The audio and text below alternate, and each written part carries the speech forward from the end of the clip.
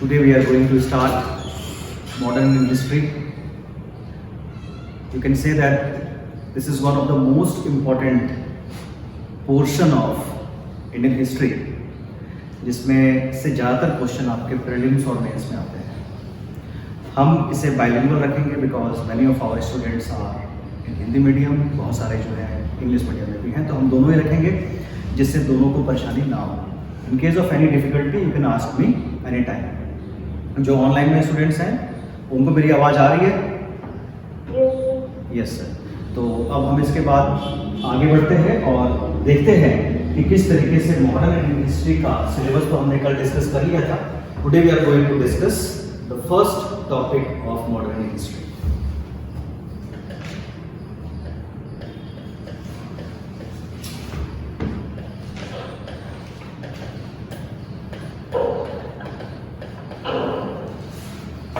अपना microphone please mute कर लीजिए. मॉडर्न इंडियन हिस्ट्री है. मॉडर्न इंडियन हिस्ट्री का जो फर्स्ट पोर्शन है दैट इज लेटर मुगल्स.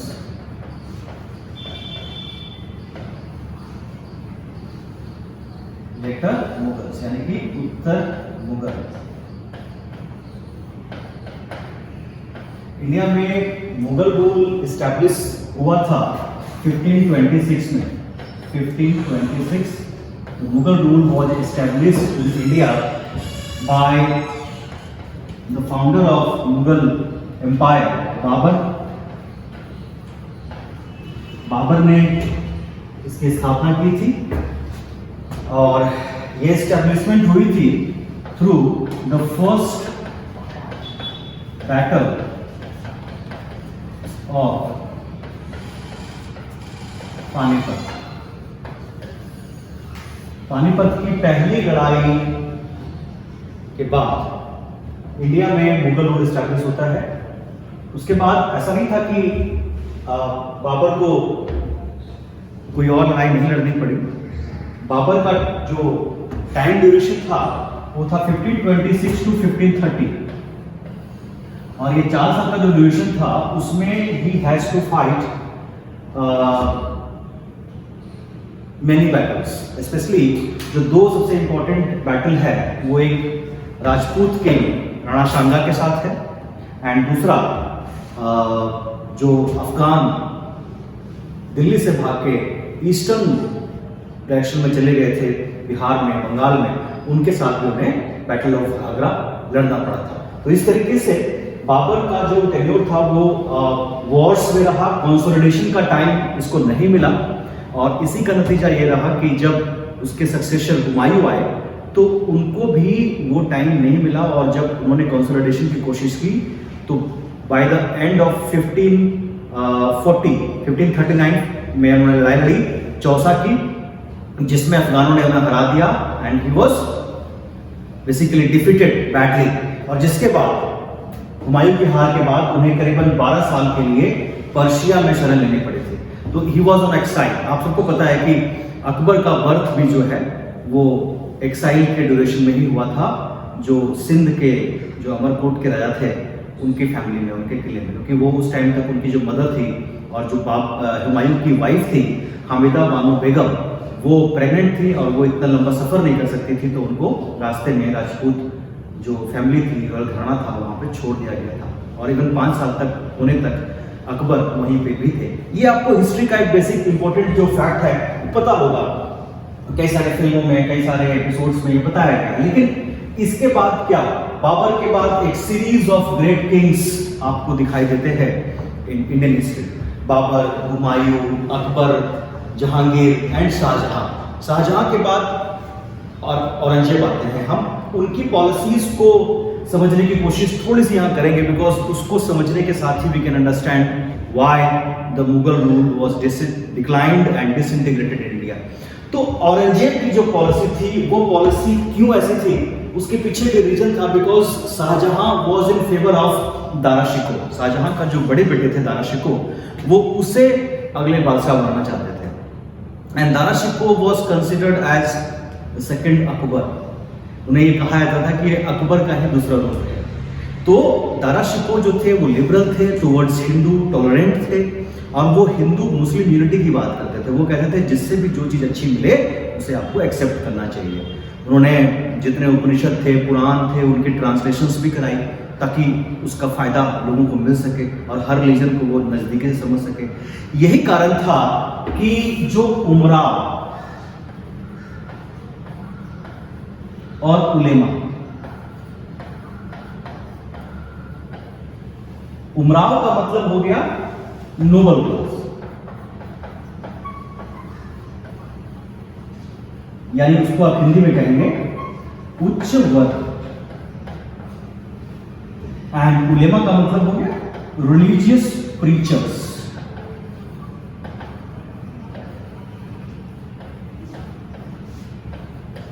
यानी कि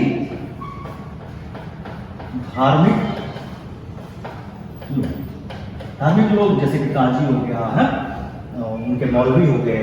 तो ये जो लोग थे, देखिए मुगल हो या किसी भी मुस्लिम रूल में उमराव और उलेमा का बड़ा इंपॉर्टेंट रोल होता है। बिकॉज उमराव जो होते हैं वो बड़े इन्फ्लुएंशियल लोग होते हैं, इनके पास पैसा भी काफ़ी होता है, ज़मीन भी काफ़ी होती है, इन्फ्लुएंस होता है, अपनी आर्मी, छोटे छोटे यूनिट्स होते हैं और ये बड़े इन्फ्लुएंस रखते हैं किंग्स के ऊपर।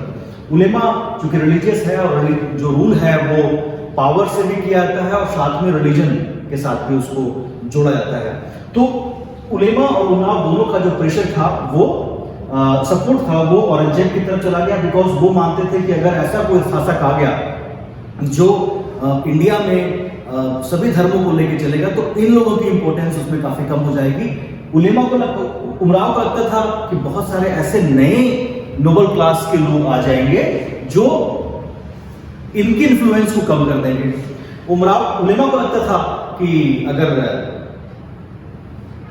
दूसरे रिलीजन के लोग आ गए तो उनकी रिलीजन की इंपॉर्टेंस कम हो जाएगी। सेंस ऑफ इनसिक्योरिटी थी और इन दोनों ने सेगमेंट में औरंगजेब को सपोर्ट किया।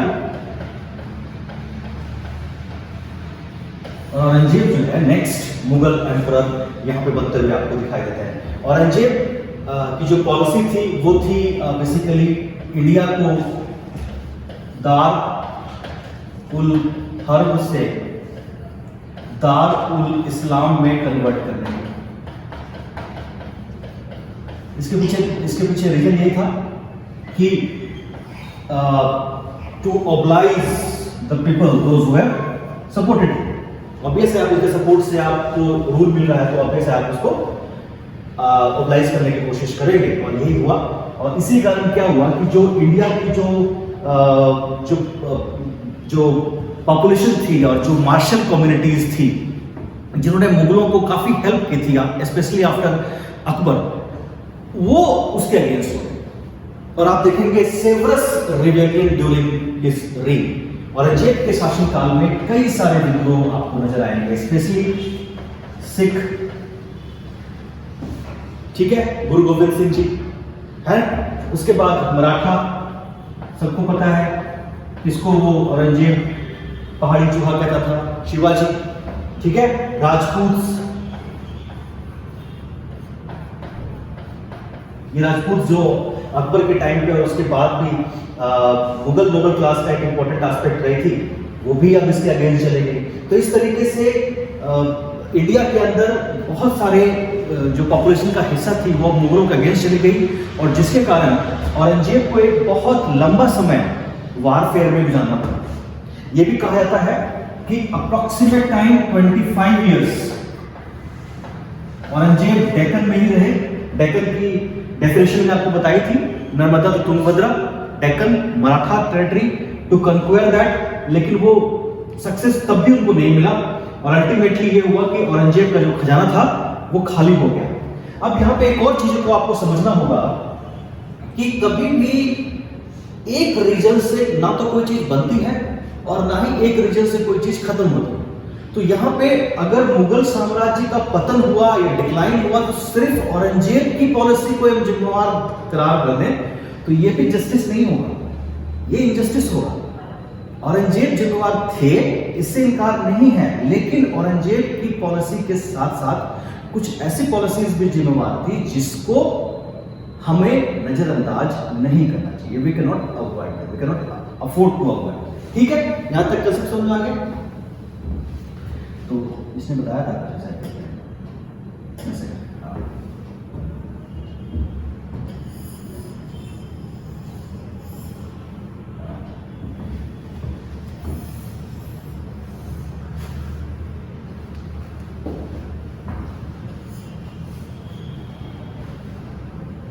ठीक है, तो एक और जो आप देखेंगे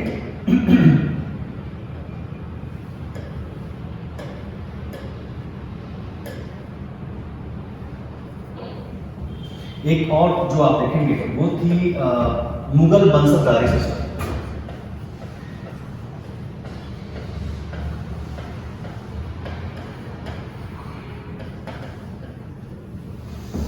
वंशधारी सिस्टम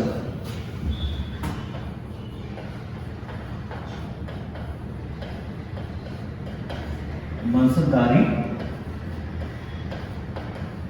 व्यवस्था। वंशधारी व्यवस्था क्या था? वंशधारी व्यवस्था बेसिकली दो चीजों के ऊपर निर्भर करती थी। इसका आधार जो था वो दो चीजें थी। पहला जात एंड दूसरा सवार। जात और सवार। जात का मतलब रैंक, मीन्स रैंक, ऑफिसर का रैंक क्या है। एंड सवार का मतलब horseman, they have to manage. ये बेसिकली बेस्ड था, वंशधारी system was based on the decimal pattern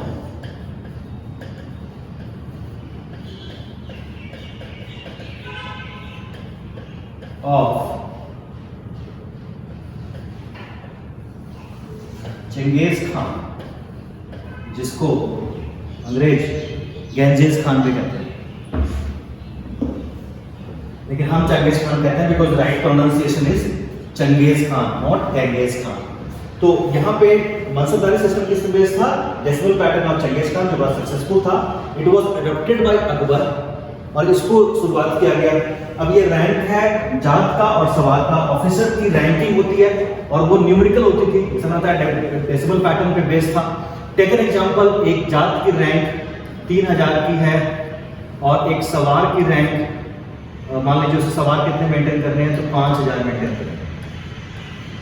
ये हो गया ऑफिसर नंबर ए। अगर ऑफिसर नंबर बी है और उसका रैंक 2000 का है और उसको सवार 7000 मैनेज कर रहे हैं, तो हमेशा वही ऑफिसर बड़ा माना जाएगा जिसकी रैंक ज्यादा बड़ी है, क्योंकि एक्चुअल में ऑफिसर का रैंक ही उसकी पोजीशन को डिफाइन करता था, हायरार्की को डिफाइन करता था। सवार तो सिर्फ उसकी रिक्वायरमेंट ऑफ हॉर्समैन, कितनी हॉर्समैन की रिक्वायरमेंट है उसी को यहाँ पे इंडिकेट करता है।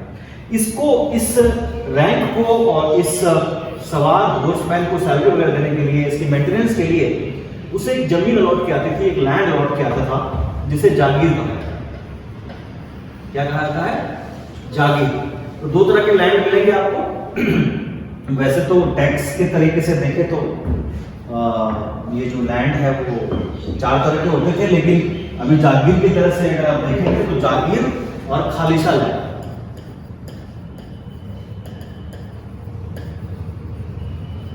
जागीर मतलब हो गया जो मनसबदार को दिया गया उसकी मेंटेनेंस के लिए, और उसमें से जो इनकम होती थी वो उसी से उसके रैंक के हिसाब से सैलरी और उसके हॉर्समैन का एक्सपेंसेस काट करके बाकी से जो बचा होता था वो सेंटर को भेज दिया जाता था। ये सिस्टम वैसे तो काफी इफेक्टिव था, काफी अच्छा था, लेकिन ये तभी तक अच्छा था जब ये अकाउंट मेंटेनेंस काफी अच्छे तरीके से की जाए। और मुगल रूल की सबसे जो परेशानी थी वो ये थी कि ये डिपेंड करता था, मुगल एडमिनिस्ट्रेशन चाहे मुगल आर्मी स्ट्रेंथ, वो डिपेंड करता था कि उसके राजा, उसके शासक कितने कैपेबल हैं। हालांकि उनका एडमिनिस्ट्रेटिव स्ट्रक्चर बहुत अच्छा था, लेकिन ये सेंट्रलाइज्ड था। डिसीजन अल्टीमेटली शासक को ही लेना पड़ता था, और अगर शासक एक्टिव नहीं है, डिसिप्लिन नहीं है, तो डिसीजन डिले हो जाते थे, और डिले होने के कारण वो करप्शन को जन्म देता है। जब भी कोई काम एग्जीक्यूशन जो है वो डिले होगा तो वो करप्शन को जन्म देगा। तो ये चीज यहाँ पे एक बहुत बड़ी रिस्पॉन्सिबल थी, जिसके कारण मुगल्स जो थे वो कमजोर होते चले गए। हुआ ये कि जागीर लैंड तो बढ़ता चला गया, यानी कि ऑफिसर्स की लैंड बढ़ती चली गई, और खालसा लैंड जो था यानी कि सेंटर का वो कम होता चला गया।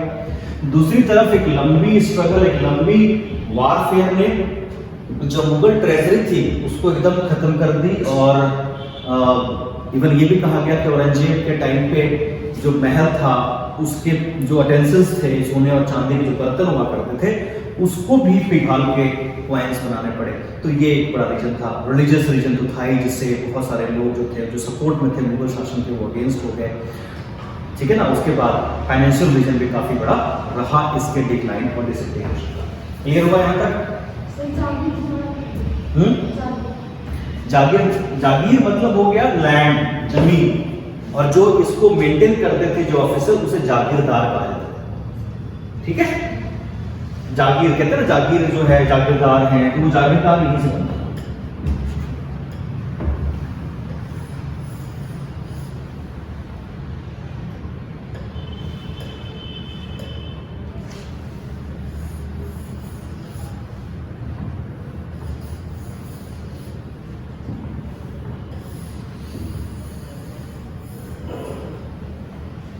ठीक है,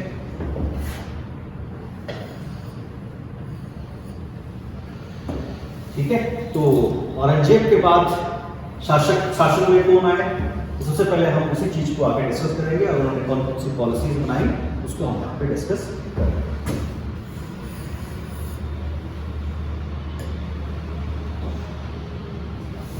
औरंगजेब की डेथ होती है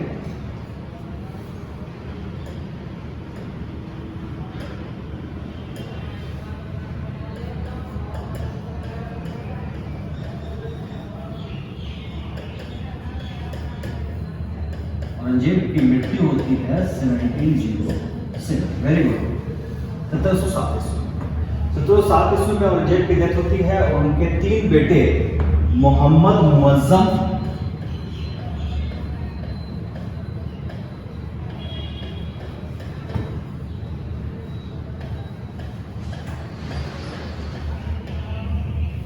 मोहम्मद आजम और काम बख्श के बीच वॉर ऑफ सक्सेशन स्टार्ट करता है। इनमें से काम बख्श जो था वो औरंगजेब को सबसे पसंदीदा था, और इसे औरंगजेब दीन पनाह भी कहते हैं। कई बार क्वेश्चन प्री में इस तरह के आ जाते हैं, हालांकि यूपीएससी में आप एक्सपेक्ट मत कीजिएगा। दीन पनाह का मतलब हो गया गरीबों को पनाह देने वाला, तो काम बख्श को वो कहा करते थे दीन पनाह नाम रखा होता था। मोहम्मद मुअज्जम जो थे वो सबसे बड़े थे, काफी एक्सपीरियंस थे, करीबन 62 इयर्स की एज में ये इंसिडेंट्स देख रहे हैं, क्योंकि बहुत लंबी एज जीने के बाद औरंगजेब की डेथ हुई थी। तो मोहम्मद मुअज्जम जो थे अल्टीमेटली सक्सेशन वॉर में सक्सेसफुल होते हैं, और ये बहादुर शाह के नाम से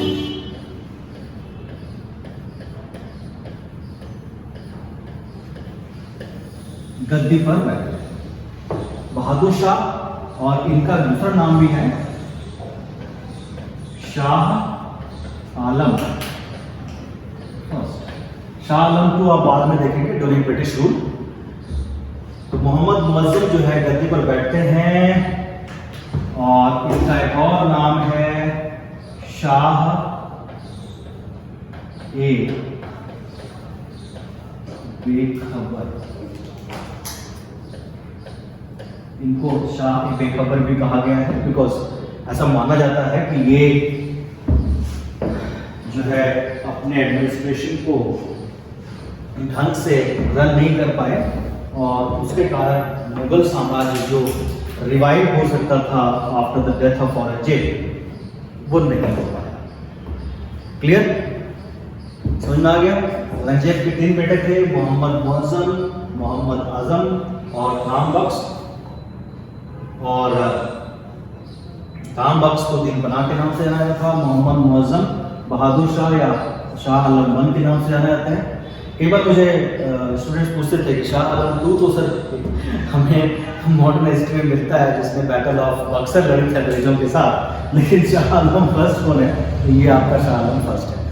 ये शाह बेखबर भी इसको हिस्टोरियंस ने कहा था। इनका रूल रहा था 1707 से लेके 1712, 1707। ठीक है, तो क्या क्या काम किया इन्होंने थोड़ा सा ब्रीफली डिस्कस कर लें। मोहम्मद मुअज्जम बहादुर शाह, शाह आलम फर्स्ट, क्या काम किया इन्होंने? अब किसी का नाम ही अगर शाह बेखबर है तो डेफिनेटली काम तो उन्होंने कुछ खास नहीं किया होगा, लेकिन जो भी किया होगा उसको हमें यहाँ देखने की जरूरत तो है। तो मोहम्मद साहब ने पहला काम जो किया, यानी कि हमारे बहादुर शाह ने जो पहला काम किया वो था हिंदुओं के साथ रिलेशनशिप को मेंटेन करने की कोशिश। जो पहला काम इन्होंने किया कि मेंटेन द रिलेशनशिप। उनको ये बात समझ में आ गई थी कि जो मेजोरिटी ऑफ पॉपुलेशन है इंडिया की, आप उसके अगेंस्ट जाके इंडिया में रूल नहीं कर सकते। तो इन्होंने क्या किया, he tried to establish cordial relationship with Hindu population. और उसके लिए उन्होंने क्या किया, पहला काम जो उन्होंने किया वो किया सिख के साथ। आपको पता है औरंगजेब के टाइम पे सिख धर्म जो है उसमें खालसा पंथ की स्थापना हुई 1699 में आनंदपुर साहब में, बैसाखी के दिन। और खालसा को तैयार किया गया था टू डिफेंड, ठीक है ना, the population from the Mughal tyrannical rule. तो खालसा पंथ की स्थापना हुई और गुरु गोविंद सिंह जी ने औरंगजेब का मुकाबला किया, आपको पता है, और उनके 4 बच्चे इसमें शहीद भी हो गए, ठीक है ना। 2 बच्चों को चुनवा दिया गया और 2 बच्चे चमकौर की लड़ाई में शहादत को प्राप्त हुए। ये एक लंबी लड़ाई चली सिखों के साथ मुगलों की, लेकिन फिर भी 1707 में औरंगजेब की डेथ के बाद पहली बार सिखों के साथ एक फ्रेंडली रिलेशन एस्टैब्लिश करने की कोशिश की गई। जो 10वें गुरु थे, 10वीं पातशाही थी गुरु गोविंद सिंह जी, उनको हाई मनसब दिया गया।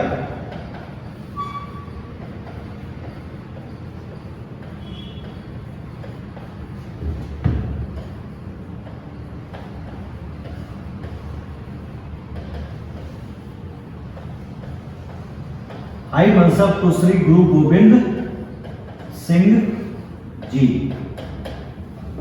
इनको 7000 जात, जो उस समय की सबसे हाईएस्ट रैंकिंग हुआ करती थी, और 7000 सवार का मनसब दिया गया और उनके साथ एक अच्छे रिलेशन एस्टैब्लिश किए गए, ठीक है ना। और उनको बुलाया गया कि आप आइए हमारी मदद कीजिए in military campaign of Mughals in Deccan territory. गुरु गोविंद सिंह जी ने इस ऑफर को स्वीकार किया, वो डेक्कन टेरिटरी में गए and there he was assassinated by a Pathan in 1708।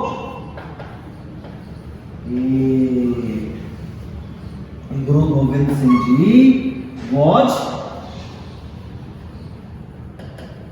assassinated का मतलब क्या हो गया, उनकी हत्या कर दी गई।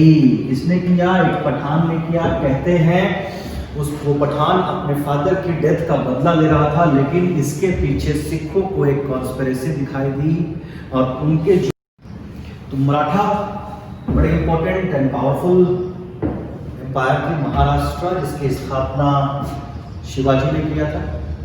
तो यहाँ पे मराठों के साथ क्या रिलेशन था, अब इसको समझिए। मैं बहुत डिटेल में नहीं जाऊंगा, वो मेडिकल हिस्ट्री का हिस्सा है, तो उसको हम उसी में करेंगे, वो मेडिकल करेंगे। ब्रीफली आप समझ लीजिए, शिवाजी की डेथ के बाद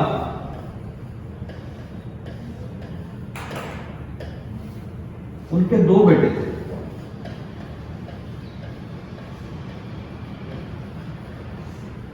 संभाजी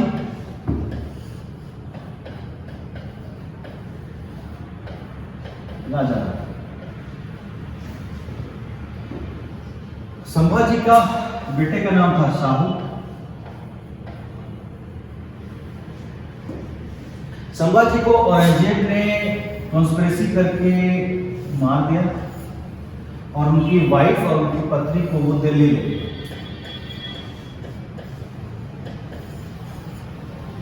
अब दिल्ली ले गए शाहू को और उनकी मदद को, बड़े रिस्पेक्ट से रखा उसने, और वो ये चाहता था कि वो शाहू को इस्लाम में कन्वर्ट कर दे, बिकॉज शाहू जो है वो मराठों के लीडर हैं, उनके सक्सेसफुल हेयर हैं शिवाजी के, और एक्चुअल जो गद्दी पे अधिकार है वो शाहू का ही है। तो वो उनको इस्लाम में कन्वर्ट कर देगा तो बहुत सारे मराठे जो हैं वो भी इस्लाम में आ जाएंगे। लेकिन उसको लोगों ने समझाया कि आप ऐसा करेंगे तो शाहू को निकाल दिया जाएगा, आपको कोई बेनिफिट नहीं मिलेगा, उसकी जगह पे शासक कोई और बन जाएगा, आपको इसका कोई बेनिफिट नहीं मिलेगा। तो आपको क्या करना है? तो आपको इसको अपने पास रखना है, और जब लगे कि ये कमजोर हो रहे हैं मराठे, तो उस टाइम पे शाहू को आप उनका शासक बना के, उनका राजा बना करके वहां भेज दीजिए। सिविल वार होगा, आपस में लड़ेंगे, कमजोर होंगे, और उस टाइम पे आप उन पर अटैक करेंगे तो बहुत फेयर चांस है कि आप महाराष्ट्र को अपने कब्जे में कर सकते हैं। एडवाइजर्स ने उनको कहा, औरंगजेब ने मान भी लिया। अब जब संभाजी की डेथ हो गई, शाहू को अरेस्ट कर लिया गया, तो जाहिर सी बात है राजा राम के ऊपर ये जिम्मेवारी आई कि वो मराठा साम्राज्य को संभाले। राजा राम की जो पत्नी थी उनका नाम था ताराबाई, बहुत ही कैपेबल लेडी, बहुत ही अच्छी। और ताराबाई और राजा राम के जो बेटे थे, छोटे बच्चे थे, बिल्कुल बच्चे, उनका नाम था शिवाजी।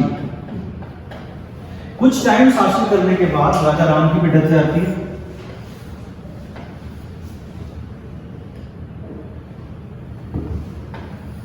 राजा राम की भी डेथ हो जाती है और ताराबाई अपने बेटे शिवाजी II के नाम से शासन करना शुरू कर देते हैं। सक्सेसफुली जो मुगल सरदार थे, देखिए जो मराठा कॉन्फेडरेशन थी, वो मराठा सरदारों के ऊपर निर्भर करते थे और उन्हीं के डिसीजंस उसमें बहुत ही रिस्पेक्टेबली माने जाते थे शिवाजी के बाद। तो मराठा सरदार जो थे वो उनको कंट्रोल करने में, मैनेज करने में ताराबाई ने बहुत सूझबूझ दिखाया और शिवाजी II के नाम से, ये 4 नहीं है 2 है,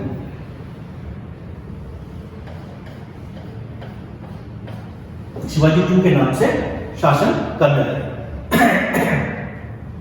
अब औरंगजेब की डेथ हो चुकी है और शाहू अभी भी उनके कब्जे में है, यानी कि औरंगजेब का सपना पूरा नहीं हुआ कि शाहू का इस्तेमाल वो अपने फायदे के लिए और महाराष्ट्र में सिविल वॉर कराने के लिए कर सके।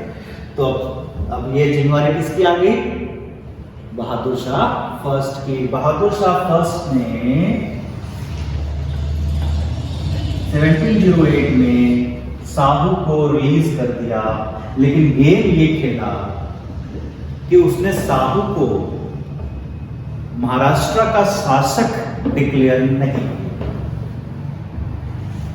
उसने गेम ये खेला कि भैया इसको डिक्लेयर मत करो, अगर डिक्लेयर कर देंगे तो इसका पोजीशन स्ट्रॉन्ग हो जाएगा, हो सकता है बहुत सारे मराठा सरदार इसलिए उसके साथ हो जाएं क्योंकि मुगल शासक ने उसे राजा का खिताब दे दिया है।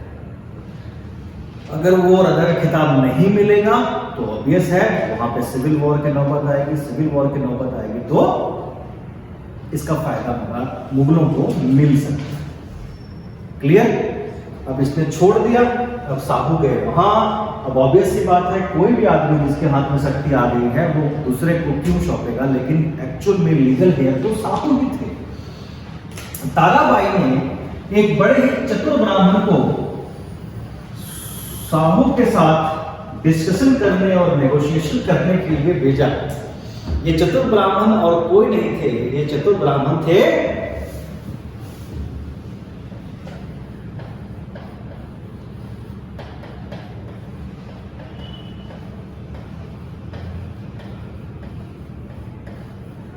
बालाजी विश्वनाथ। बालाजी विश्वनाथ साहू से मिले, साहू से सारी बातें की, सारे मुद्दे को समझा और ये समझ गए कि जो क्लेम ताराबाई कर रहे हैं वो क्लेम सही नहीं है।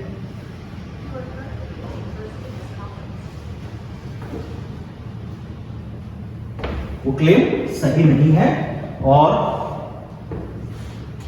साहू ही रियल सक्सेसर हैं शिवाजी के महाराष्ट्र डायनेस्टी के, और इसीलिए वो शाहू के साथ हो गए। और बालाजी की मदद से साहू ने ज्यादातर मराठा सरदारों को कन्विंस कर दिया और अल्टीमेटली सभी ने ये एक्सेप्ट कर लिया कि साहू ही शासक के पद पे बैठने वाले सही कंटेंडर हैं। और जिसके बाद क्या हुआ, ताराबाई को सतारा भेज दिया गया, वहां पे उनको शासन करने के लिए छोड़ दिया गया, कुछ टेरिटरी उनको दे दी गई और पुणे में शाहू को नया मराठा शासक डिक्लेयर कर दिया गया। शाहू की मदद करने वाले ये ब्राह्मण बालाजी विश्वनाथ मराठों के फर्स्ट पेशवा बने। क्या बने?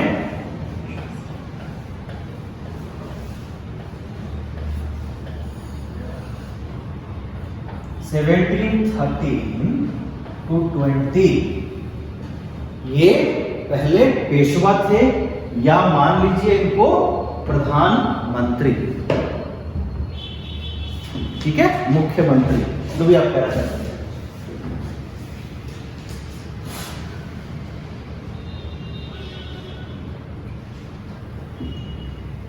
तो इतनी कहानी समझाने का मतलब सिर्फ ये था कि आपको ये पता लग जाए कि मैं अगर कहूं कि मराठा शासक साहू के साथ क्या रिलेशन थे उनके, बहादुर शाह के, तो आपको समझ में आ जाएगा। क्लियर हो गया?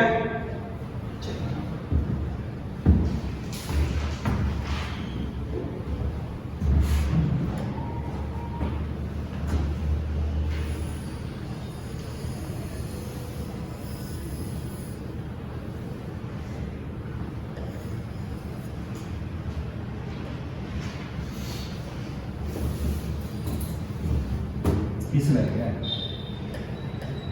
हिस्ट्री से हिस रह गया, हिस रह गया, चलिए अब हम आगे बढ़ते हैं। बहादुर शाह की नेक्स्ट किस तरह की रही। बहादुर शाह का जो फाइनेंशियल मैनेजमेंट है, यहाँ पुअर दिखाई देता है, काफी पुअर दिखाई देता है, यानी कि जागीर लैंड इस टाइम पे बढ़ती चली गई।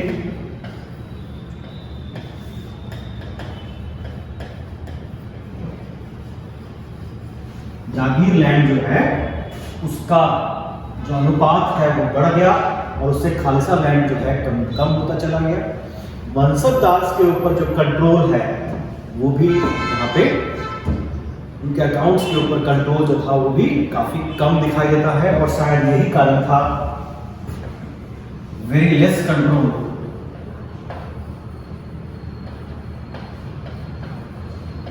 ओवर मनसब।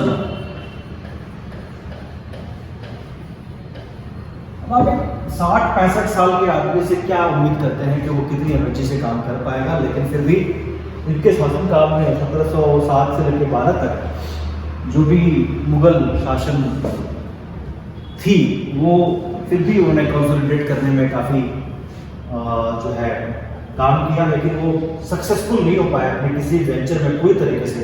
मराठों में हम देखें तो वो पूरी तरह से फेल हो गए, सिखों के साथ उनके रिलेशन अच्छे नहीं रहे, राजपूतों के साथ उनका रिलेशन बहुत ही अच्छा नहीं रहा।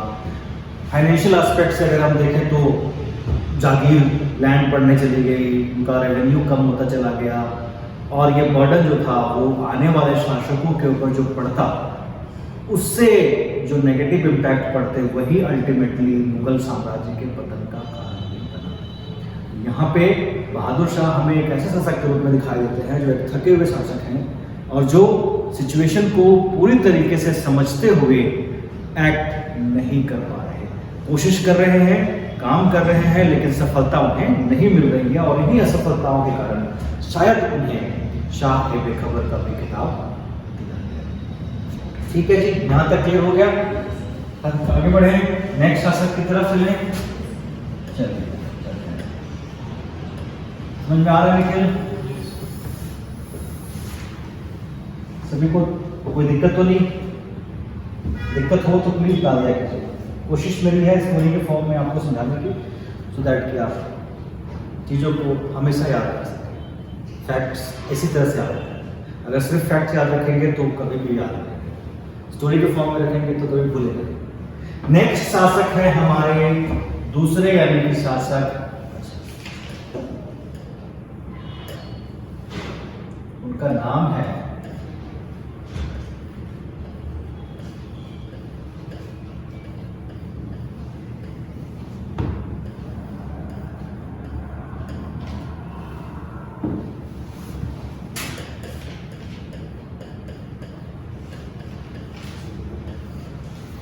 सत्रह सौ 1713, 1712 टू 1730 जहांगीर शाह।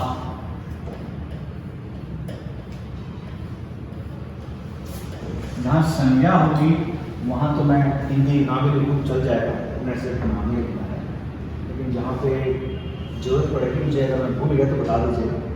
जहांगीर शाह है 1712 से लेकर 1713 तक का शासन है इनका। इनको शासक भी खुद की काबिलियत से नहीं मिला था। He was not chosen by because of his qualities. He was actually chosen by, मैंने आपको कहा ना कि जैसे ही शासक कमजोर होता है दूसरी छोटी शक्तियां अपनी ताकत बढ़ाने की कोशिश करती हैं। सेंट्रल पावर जैसे ही वीक होगा, जो प्रोविंशियल पावर्स हैं वो अपने आप को स्ट्रॉन्ग करने की कोशिश करेंगे। यहाँ भी यही होगा। मुगल दरबार अलग अलग ग्रुप्स में बटा हुआ है, आपको पता है। जो उनके कोर्ट मैन हैं या नोबल्स हैं वो कहाँ से आए हैं? उज्बेकिस्तान से आए, तजाकिस्तान से आए, कजाकिस्तान से आए, तुर्की से आए, अफगानी हैं, इंडियन हैं, अलग अलग ग्रुप है। तो ऑब्वियस है हर ग्रुप अपना इंटरेस्ट देखता है। उसको लगता है कि अगर हमारा शासक, हमारा कंटेंडर अगर शासक बन जाता है तो इसका फायदा क्या होगा? इसका फायदा ये होगा कि हम सारे इंपॉर्टेंट पोजीशंस में अपने लोगों को अपॉइंट करेंगे। जब सभी इंपॉर्टेंट पोजीशंस में उनके लोग अपॉइंट करेंगे तो हर तरह का बेनिफिट, इकोनॉमिकल बेनिफिट और बाकी सारे बेनिफिट्स उन्हीं को मिलेंगे। तो यही हो रहा है अब। बहादुर शाह के टाइम पे भी यही हुआ। दरबारियों ने आपस में मिलकर उनको गद्दी पर बिठाया। जो पावरफुल ग्रुप था वो एस्टैब्लिश हुआ। यहाँ पे जो ग्रुप उनकी मदद कर रहा है वो ईरानी ग्रुप।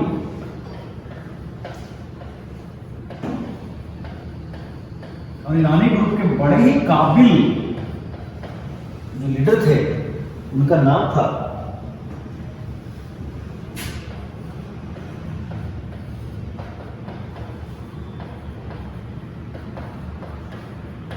जुल्फिकार अली। वो इन्होंने जहांगीर शाह को गद्दी पर बिठाया। बड़े कैपेबल एडमिनिस्ट्रेटर माने जा सकते। इन्होंने बड़े अच्छे काम किए। जहांगीर शाह को हम क्या एक्सपेक्ट करें, लेकिन साल के अंदर अंदर जुल्फिकार अली ने बहुत ही इंपॉर्टेंट काम किए। सबसे पहला काम जो उन्होंने किया, रिलेशन जो थे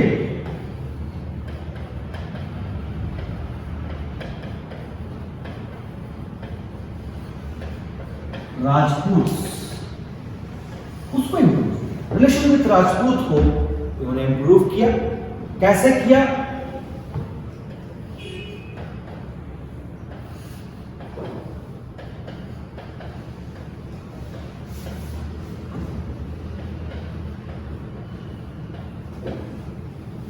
आमेर और मेवाड़, आपको पता है बहादुर शाह के टाइम पे इस पर अटैक किया गया था, इसको जीता गया था, जबरदस्ती अपने कब्जे में किया गया था।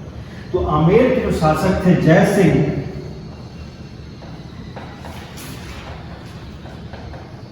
मैंने अभी बताया था आपको, तो Jai Singh was conferred the title of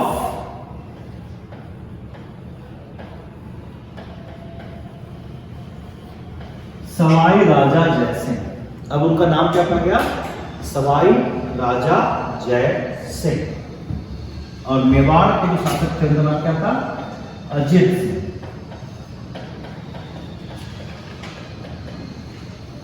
इनको महाराजा का खिताब दिया गया and he was now called as Maharaja Ajit Singh.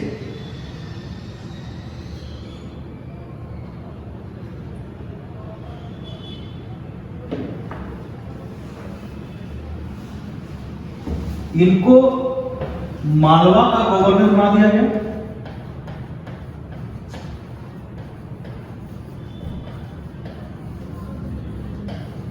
और इनको महाराजा गुजरात का गवर्नर।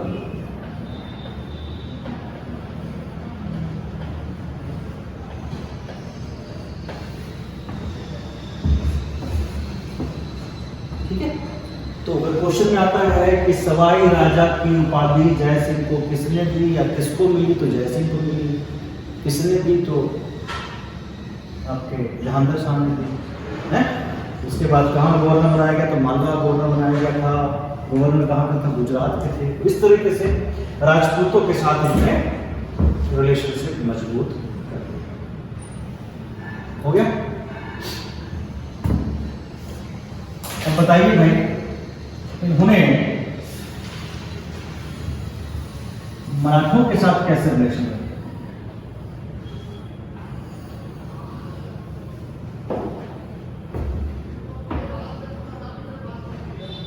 मराठा